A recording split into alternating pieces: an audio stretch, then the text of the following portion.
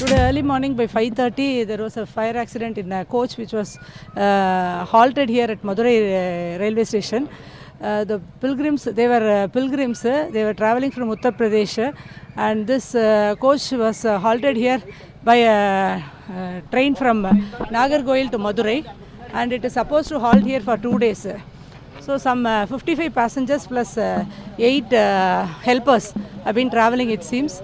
And today morning when they tried to make coffee for them, when they lighted the stove, there was a blast of the cylinder, it seems.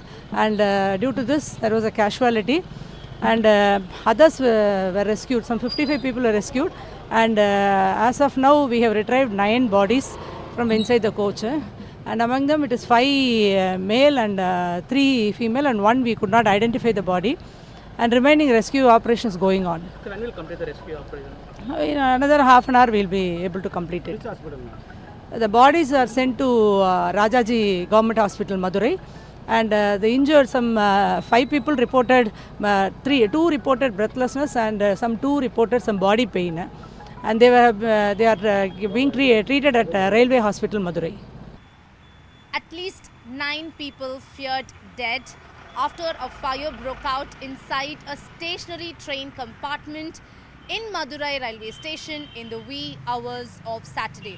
As per the Southern Railways official release, the fire was caught inside the compartment at around 5:05 a.m. and half an hour later, fire police personnel had arrived and they tried to douse the fire. At around 7:15 a.m. the fire was put out. This is what we are hearing from the Southern Railways. And as per investigation, the Railways Department said that they carried gas cylinder. It was illegally transported inside the compartment, and that was the cause of fire, and that's what the officials say. Madurai District Collector, who visited the spot at around 8 a.m. also said that the passengers tried to make coffee or tea in the morning, and when they tried to switch on the cylinder, the fire broke out inside the coach. To give you a background, this is a private party coach.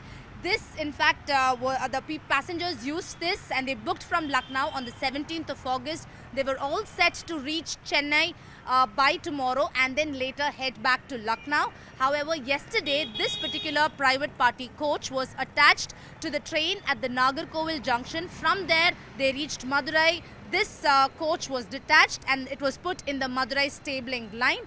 And in the morning at around 4:30 a.m. passengers wanted to cook because they smuggled illegally and used the gas cylinder.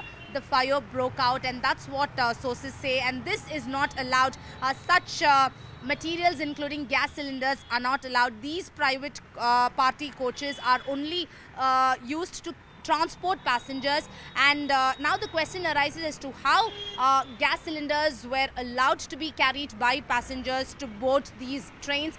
That is still being investigated. Who was handling it? How did they manage to smuggle the gas cylinder during their travel? All these will be investigated in the course of time. But at the moment, 10 feared dead. More than 20 of them, in fact, are still critical and being treated at the hospital. This is what Southern Railways say.